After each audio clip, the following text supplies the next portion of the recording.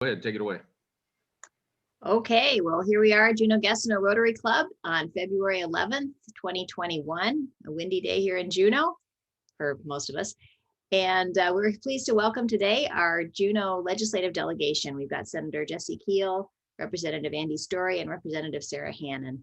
And so we just want to turn it over to you folks and give us an update on what's going on. And I'm sure we'll have some questions for you. Thank you. Well, great. Thank you, Amy. Thank you, Mr. President and Rotarians. We appreciate you having us. It's been a little while since we've had the opportunity to talk, and it's been far too long since I've seen any of you in person. Poor Rosemary had to suffer through a Zoom with me at 7 o'clock yesterday. She's on a Zoom with me at 7 o'clock today. She deserves maybe a Purple Heart. I don't know. But we are, of course, well into the legislative session. We've just about hit the 1 month mark, and things are starting to happen where you can see them. They've been happening out of view for the last full 3.5 weeks now. So you've caught me stalling because I was sure that, as usual, comments to the Rotary would start 15 to 20 minutes after the hour, and this extra time I've used now to find my notes. We were going to talk a little bit. We chatted about splitting up the topics so that each of us wouldn't go over the same ground. I'll do a little brief intro to what I'm up to. In particular, this session, I'm going to talk about the budget sum.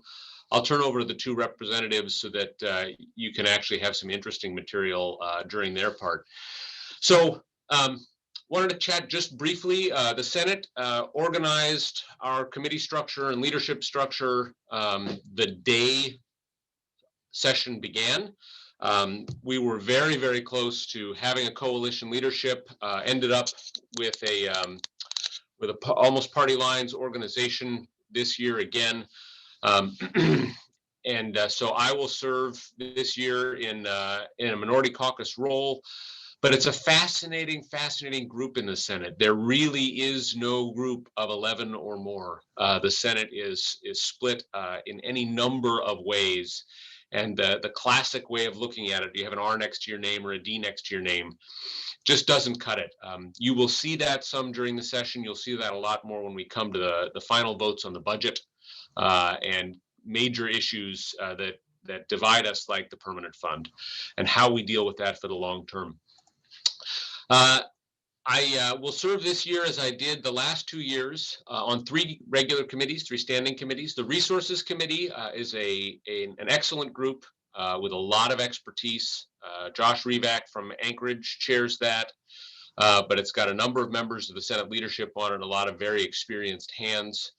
I also serve on the Judiciary Committee, which is very different this year than in the past. It is definitely a committee that is predominantly at one edge of the political spectrum and has been a little bit of a challenge this year in terms of sort of the basic decorum of committee. And I'm happy to talk more about that and what that means for the legislature later if anybody wants to, either during the meeting or maybe call and we'll chat. But unfortunately, the Judiciary Committee is getting more press than I would like it to. I also serve on the Transportation Committee, chaired by freshman Rob Myers from Fairbanks. We've had some really good preliminary conversations about AMHS issues and statewide perspective issues. You know, this is a Juneau Club. We are always mindful of issues of capital move and capital creep, and our long-standing historic alliance with Fairbanks on some of those issues. And I'm pleased to report that while Senator Myers and I almost certainly will vote differently on budget issues, he gets that statewide perspective that's so essential to Fairbanks legislators, to Southeast legislators. So I think we have a friend there on that vital issue locally. So I'm going to talk a little bit about the budget, and we can get back to my personal legislation later. I've introduced a number of bills lately. The budget issue, unfortunately, I'm sorry to tell you, hasn't changed materially in the last couple of years. We are still in a structural deficit where what we bring in from oil and our little bit of corporate income tax doesn't begin to cover the essential costs of providing the services that we all need a state government to provide. We have been cutting the budget for years now. The general fund in the operating budget is down in the neighborhood of about $4.5 billion. People like to play with, is that unrestricted general fund, is that the money that would come from taxes, either oil taxes, corporate income taxes, or someday a broad-based tax, the money that comes out of the earnings of the permanent fund, it's about $4.5 billion, depending on what we do with this year's operating budget. What comes in doesn't equal that. And for many, many years, the legislature has burned through savings to cover that gap. Our primary savings account, the Constitutional Budget Reserve, is all but gone. There will be enough in it on July 1, when the new fiscal year starts, that the folks at Division of Finance and Department of Revenue won't have to float the checks to keep them from bouncing, route them to the wrong PO box or something. But there won't be more than that. It's not going to be enough to cover the gap in our operations. A number of my colleagues have pointed out that if we keep to a sustainable draw on the permanent fund, we won't have a deficit as long as we don't pay any PFD. If you would like to suggest to me a more controversial statement in the state of Alaska in politics and government, I'm open, but I think you'd be hard pressed to come up with one. And I think you will see most legislators are interested in paying some level of permanent fund dividend. There's been a little shift in the conversation that I'm not hearing the same debate between the statutory formula from the early 1980s when I was in grade school versus versus some smaller amount. It's now a PFD versus no PFD. That seems to be the debate within the halls of the legislature that I'm hearing.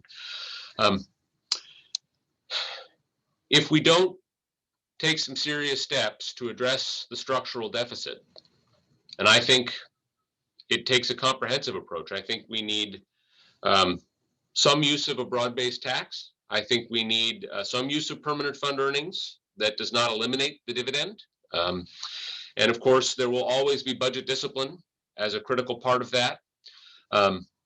If we don't do that, you'll see us do with the earnings reserve of the permanent fund exactly what was done with the Constitutional Budget Reserve. It went from about $15 billion back in 2013, I think, to the level I described at the end of this fiscal year, well under $1 billion. We often think of the permanent fund as one big lump of money, right? $71 billion right now. It's not. The principal is constitutionally protected. It's about $58 billion right now that the legislature cannot touch. The earnings reserve is about $14 billion. And if we draw from that at an unsustainable rate, you will see it do exactly what the CBR did until it's gone. And the buying power of that fund for future generations, either to pay dividends or to pay for essential services or some mixture of both, will be greatly diminished. And we will have taken from the next generation in the way that those who served before us left for our generation. That's not a legacy I think any of us want. There's a little help. The price of oil is slightly up. It's around $60 a barrel now. So that means 2 barrels of oil is worth about what an average king salmon sells for. That's not going to balance the budget. In case anybody's waiting for the oil price fairy to wave her magic wand again, I don't see it coming, folks. So I know I've talked for quite a while now. Let me turn it over to my notes don't say which one of us is next. Let me turn it over to one of the representatives who can give you something a little less doom and gloomy to keep the meeting going. Thank you, Senator Keel. I believe I'm next. Good morning. I'm Representative Sarah Hannon. For those of you who I don't know, I retired from a career as a classroom teacher, 20 years here at Juneau Douglas High School teaching government and history, and failed at retirement fairly quickly and ran for office. because of course, when you're a Monday morning quarterback, as everyone knows, this job is really easy from the outside. You know, for instance, the house is still not organized, and every day I get a tip of how easy it is. We just need to do one thing and we can quickly organize the house. And every time someone expresses their frustration with our inability to do that, I assure you, we are all on the inside extremely frustrated and working diligently to organize. The dilemma becomes, it's a 2-year organization, the sides are pretty entrenched, and there are huge differences about where we go and what we do. You know, and I don't know why Senator Keel thought I was going to bring you less than doom and gloom. I'll give you an example. I am in a caucus of 20, 15 Democrats, 4 independents, 1 Republican. We support and believe that the emergency disaster declaration needs to continue. There's a variety of powers that the state has used to allow us to test travelers coming in at airports and stand up vaccine clinics outside of normal medical places. Federal disaster monies through CARES Act that the state has flexibility in using. The current disaster declaration expires Sunday night at midnight. The other caucus in the House, there are members in that caucus who want to see the emergency declaration extended, but there are also members of that caucus who don't want it, who think that we should have no COVID response, and that a lot of the criticism comes down to decisions made by local governments. Indoor mask mandates, close of schools, those kinds of things, which have been made here in the city of Juneau, have had the power to do that at the assembly level, whether there's an emergency declaration in place or not. But sometimes in politics, people get distracted by the red herring. And, you know, there's a pending deadline, and it by all measures, on the inside, it looks like that emergency declaration is going to expire on Sunday night without an extension of it. And the bill to extend it is currently in the Senate. There's been, I think one committee had 45 of proposed amendments. It's in its second committee of referral. It might make it over to the House, but we're not in a position to accept it, read it across, take action on it. For us to take up any policy question, we have to be organized. And at some point, the log jam will break and we will be off to the races, where really the predominant and overriding issue for the state to deal with is financial. Everything else comes down from that. And of course, we were in this financial predicament even before COVID added a layer that continued to add to the spiral of economic decline, and Alaska especially hard hit. You know, in other states, when quote tourism reopens, travel reopens, if you're Hawaii or Florida, that's fine that if it reopens in October. But as we know in Alaska, tourism's a really seasonal business. Our fisheries industries are really seasonal businesses. So even when that happens with the COVID, with the majority of people being vaccinated and travel restrictions being lifted, we're in for a really tough summer in 2021 as far as our industries, and it'll be 2022 before we have some semblance of a normal summer and normal economic tourism and fisheries, you know, before fisheries plants can be open without major COVID outbreaks. The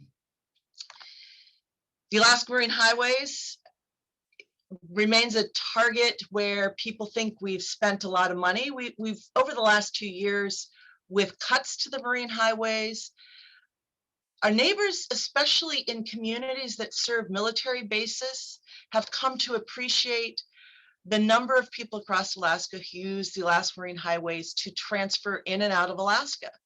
It turns out that it is one of the primary ways that military families coming from the lower 48 transfer to Alaska. They may not want to deal with a long drive across Canada, or Canada restrictions on what you can and can't bring in your household goods.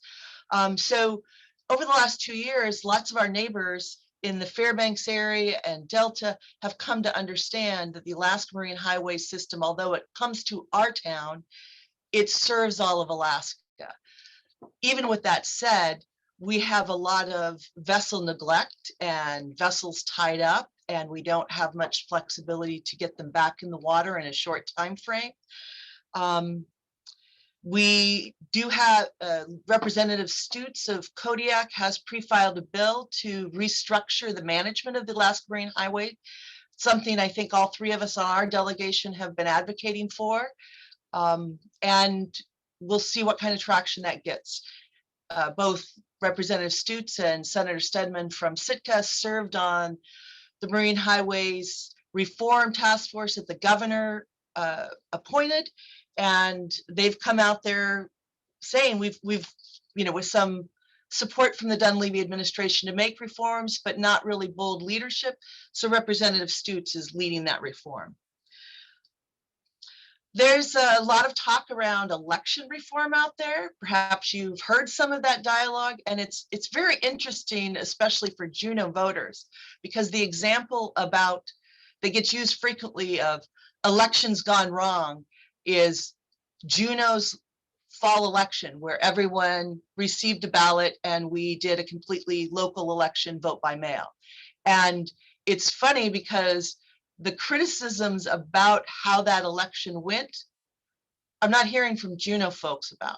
We're hearing it from people in other parts of the state saying it was horrible, it was skewed, there were false ballots all over the place. We haven't heard that from our city clerk. We haven't heard it from our voters by and large. So it is one of those where there isn't a single function that government does where we couldn't criticize it, but when we drill down to try and find where the real problem is, we're not seeing it. And certainly many people were frustrated with vote by mail and ballot verification and confusion over did you need a witness, when the post office was directed that they could no longer be your witness on a ballot. Had contact from several senior citizens who said, I always go over to the Douglas post office and have Lee be my witness, and now they say they can't, and how else do I get out of my COVID bubble without it? So the frustrations I heard from constituents were very different than the bill that's moving in the Senate and looking at election reforms. But certainly talking about elections in Alaska is going to be a topic over the next 2 years. And just if I put my little teacher hat of civics, I like to remind people that every state has their own election laws. So when people say, well, in Alaska, we count absentee ballots after the election. Alaska happens to be one of the states where we're very generous and always have been about who can vote absentee. In other states, there are very tight restrictions. You have to prove up, perhaps with a doctor's note, that you cannot get to the ballot box to be able to apply for an absentee ballot. But we sort of know the nature of Alaskans in August and November.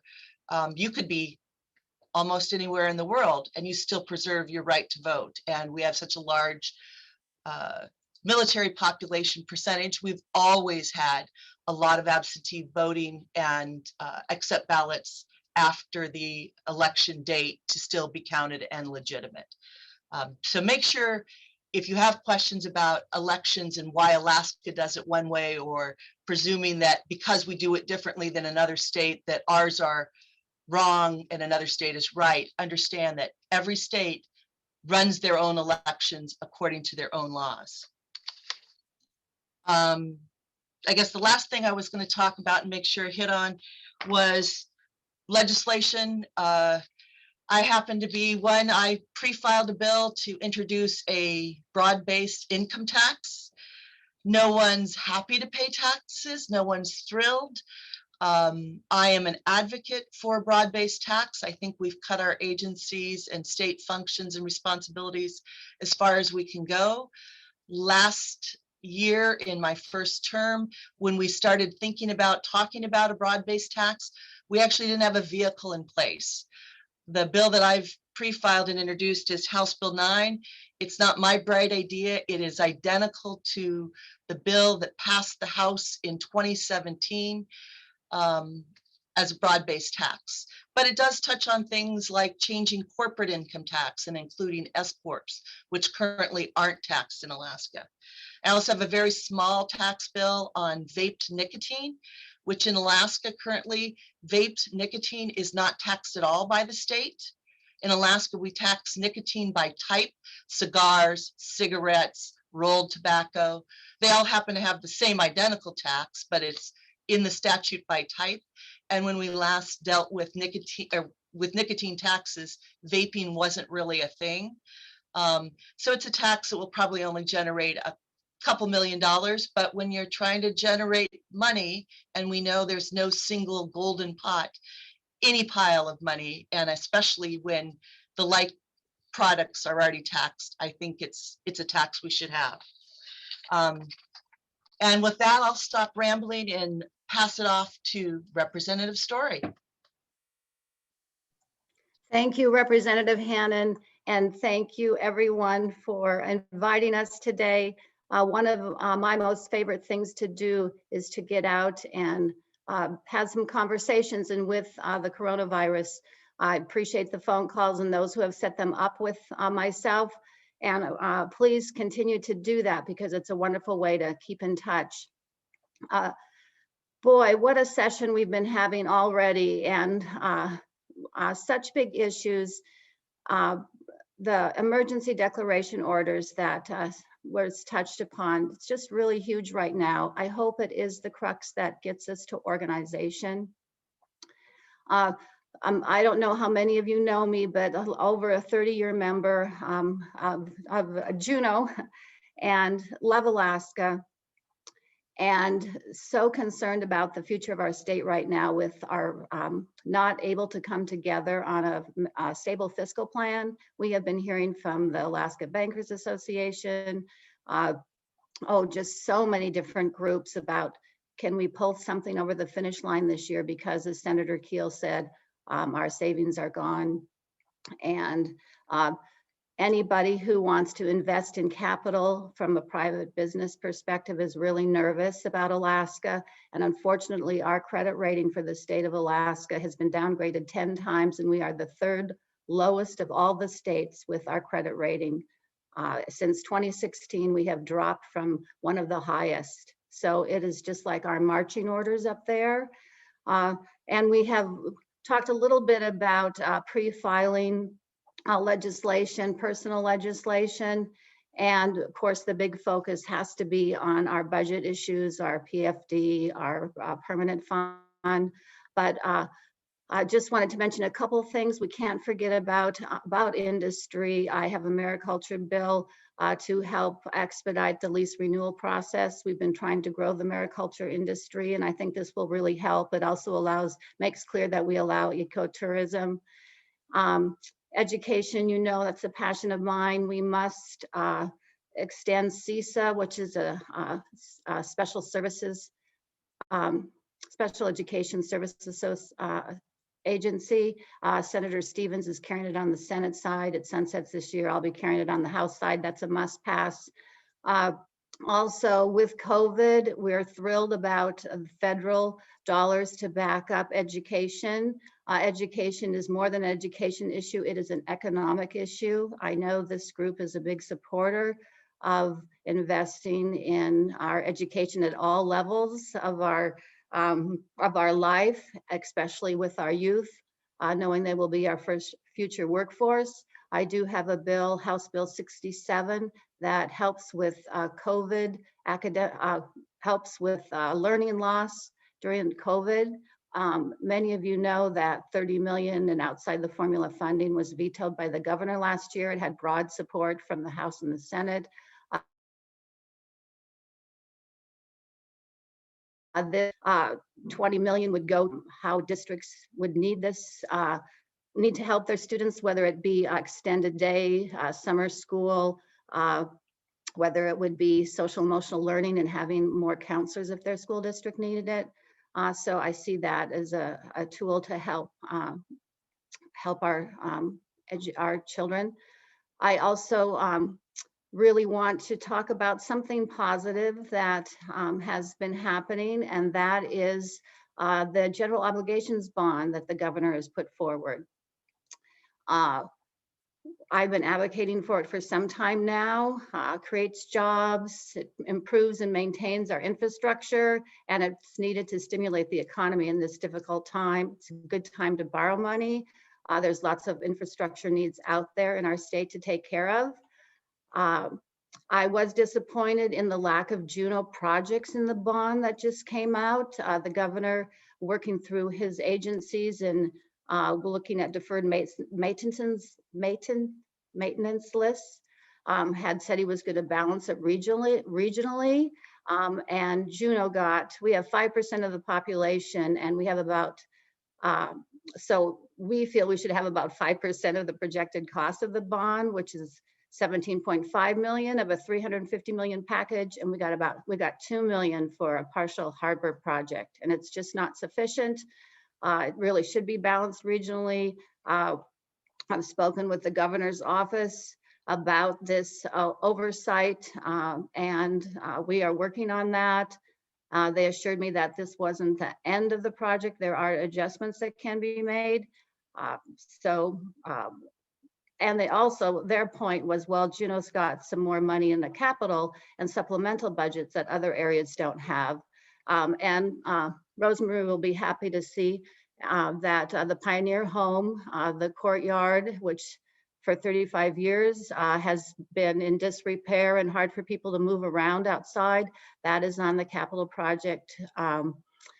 There's for the state office building, the Willoughby area, the entrance repairs and upgrades, which is a $2 million project. The Diamond Courthouse has some infrastructure needs, the Douglas Island building roof.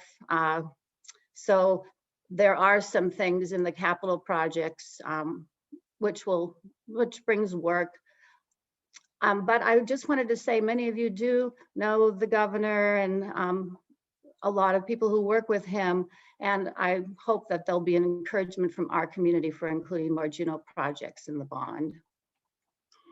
I just wanted to touch briefly on the big event last week with the Canadian government prohibiting cruise ships with more than 100 people from operating in their waters until February of 2022. And as you know, that people, we are feeling this really personally. The Passenger Vessel Services Act prohibits foreign vessels from transporting passengers between US ports. And I know right now with cruise ships are being canceled all over the world, but we want to make sure we're ready when cruise ships are going again. And so we are really working. Of course, we want to be following all the safety protocols. Right now, everyone's following the conditional sail orders and preparing for those when they can be traveling again. But we are working to see if we can get a waiver. We've done several things. We've sent a letter to President Biden asking for a temporary break for fines under the Passenger Vessel Services Act. We've been working closely with the Alaska delegation to get a temporary break for an exemption for that. Senator Keel has a resolution urging US Congress to exempt cruise ships from certain provisions of that act. So we're working on that. Getting this figured out will allow for a lot of immense planning and preparation required for these ships to sail and sail safely. We must say that we are asking for targeted federal aid to communities and businesses that rely on cruise ship visitation. Senator Young said definitely the tourism industry, and we've seen that from our own economists and presentations in the state of Alaska, that aid should go out to the industries most impacted by COVID, we've been fortunate, say our mining industry, well, impacted some, of course, with safety protocols to set up for staff flying in and out of the state. They haven't been hit nearly to the impact tourism has. So we are really glad that we're getting the federal aid that we are in many areas. And again, can't say enough about the work our federal delegation is doing and our local municipalities. I've been so proud of Juneau this year of how they have been supporting businesses, just getting rental assistance, utility assistance to people really struggling. And that's what it's all about to me is right now, how are we going to get through this tough time? Because we have the vaccination coming now. More and more of us are getting vaccinated. I'm patiently waiting my turn, but that is the key to, getting through all of this. And I know we will. We're a resilient group. We're a tired group though. And so I think sometimes we have to really pull through this, and the emergency orders I see is key. Like I said, I hope it's going to help us organize. So with that, I think we were just going to open it up for questions. And I'm not sure, Doug, if you're going to be taking those. Oh, I'm not going to be taking them, but I'll let you guys. I'll let you guys handle that. Rosemary. Rosemary, you're still on mute. So Andy, on the GO bond, I can't remember if there's been any conversation at the local borough assembly level about a list of priorities or anything like that. And I'm just wondering if it would be useful if we had projects identified, and maybe something kind of spectacular, like maybe a second crossing or something like that, that would certainly enhance the local economy, but also, be something that people could hang their hats on. I don't know if you guys have had an opportunity to talk about that, or what would be included if we were able to get our $17 million share. Thank you. That's an excellent question. What we put forward has to be having to do with publicly owned infrastructure, state-owned things, and having to do with municipalities. So that would not be offered under that. But we have reached out to the assembly, but they are looking mostly to our state deferred maintenance things. DOT was supposed to be working with the agency directors and Office of Management Budget, and they're the ones who put the projects together. So if you look at them, they have to do with a lot of infrastructure. There were things like on the school statewide deferred maintenance list, they only went to 25 million on that. If they went down another 10 million to 35, then Juneau would get a project on that. But those are the sort of things they're looking at. Okay, thank you. And just to add on to that just a little bit, there may be ways to support municipal projects. I think the biggest challenge to something like a second crossing is that there's a very strong emphasis, both legislatively and from the governor's office, that these be projects that can be under construction within 18 months or 2 years. Right, so something with an extensive permitting process yet to go is going to be tough to get in.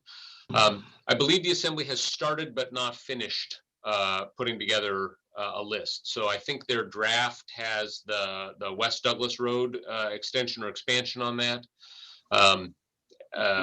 Just as one thought along that line, they have other projects that they're looking at as well, but they'll finalize that and get it our way.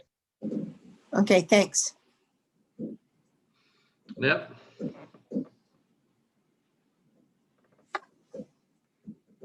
Yeah, I wanted to address Sarah's comments about election reform.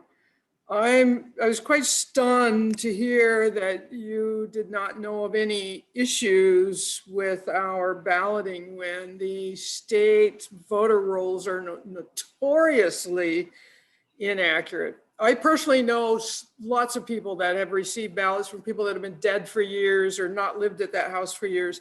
So if you're going to look at that, is there any thought about cleaning up the voter rolls? It's not a rocket science thing. There's nationwide death databases that you could easily do matches with, and there's the permanent fund rolls. There's all kinds of ways you can do matches to clean up those rolls. So thank you. I'll go back on mute. Annette has raised the exact point that, so people, sort of the criticism has been dead people got ballots and therefore the election is fraudulent.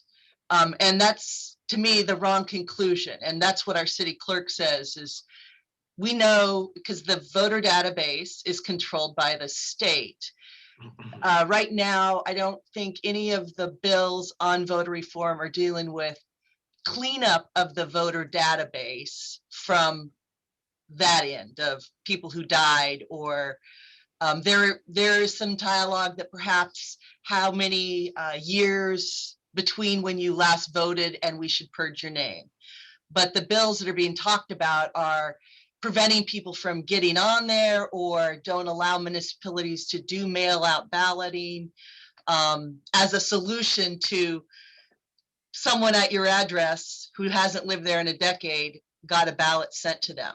And we know that happened, but what there is no evidence of is those ballots were voted. But cleaning up the voter rolls is an approach to narrowing that perceived issue. And, you know, looking to states, state of Washington, state of Oregon, that do entirely mail-in balloting to look to how often do you purge your voter rolls. Some of our voter cancellation, you know, and if you register to vote in Alaska, it actually asks you, do you want to cancel your registration from another state? And not all states do that in their voter registration. So you might be a registered voter in another state after you've moved out of Alaska, but it didn't automatically cancel yours here. And we don't have a very timely mechanism for cleaning up the voter databases. But you've pointed to, that's where I think our solution lies, not in restricting who votes or restricting mail-in balloting, because in this, again, as a civics teacher, I think the underlying premise that I'm always looking to do is increase voter participation. If you're eligible to vote, then are you participating? And that's where I would like to see us focus instead of trying to make it a more challenging to vote. But yes, Juneau, there were a number of people who said, I got multiple ballots in my house for people who haven't lived here. But that doesn't, you know, I doubt you voted those illegal ballots, Annette. You are an upstanding citizen who went, you know, I'll shred this ballot or return it to the city, but you can't, just because you have it, it doesn't mean when you notify the city that that person doesn't live there, it doesn't change the voter database. So that's one of the other pieces, is allowing municipal clerks to give that feedback to the state to say, we believe this person is not a voter in our district. But Okay. that's where I think we should look. I have a question. So being since June or since Alaska has such a fiscal problem, how long do you think that the state can survive without having tourism? I mean, if we're not going to be pumping as much oil, our next big industry is tourism and fisheries. Fisheries is kind of going down the tubes, and we're allowing another country to dictate our tourism. So how long do you think that we can last without having tourism? Well, Doug, that's why I introduced the resolution yesterday and immediately picked up 14 co-sponsors on the day it got read across on the floor. I think you see broad agreement among the legislature that we're in a world of hurt. You know, just over half, 52-3% of tourists who come to Alaska come on the big ships. And it's a major economic issue. It's a major economic force statewide.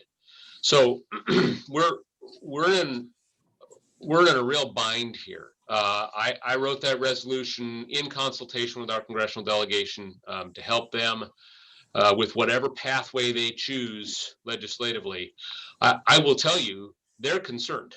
They're concerned about whether they're going to have an opportunity to get it done. And we're reaching out to federal delegations in the state of Washington, in the state of New York for the Great Lakes cruises. Not that those are necessarily the bigger boats, but they are often foreign flag vessels, just as we have visiting us here. Of course, the Floridians are always happy to help the cruise industry.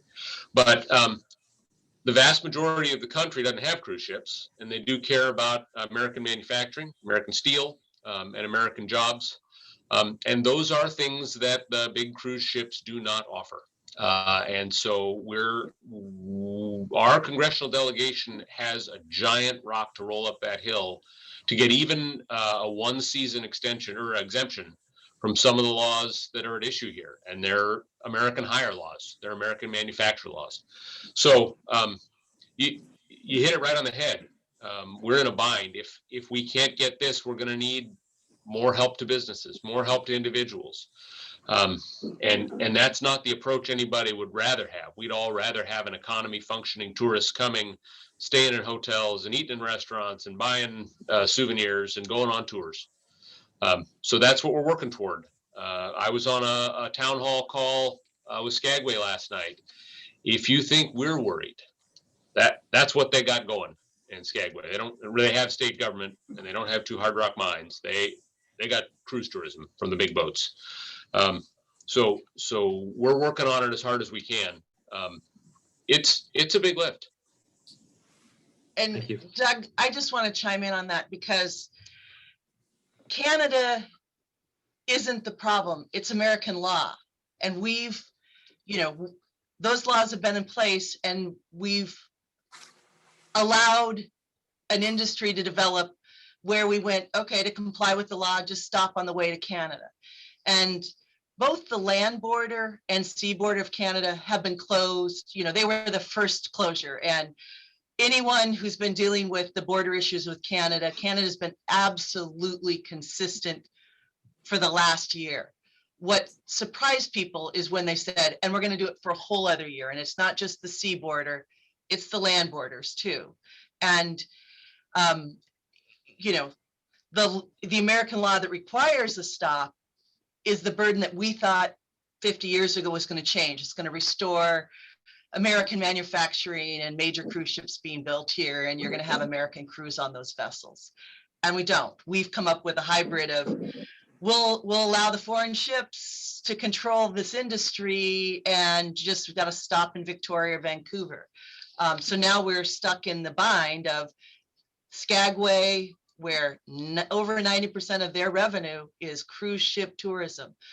The ever optimistic mayor of Skagway, it was probably back the end of November, early December, where he started using the term, we're not going to see cruise ships again this summer.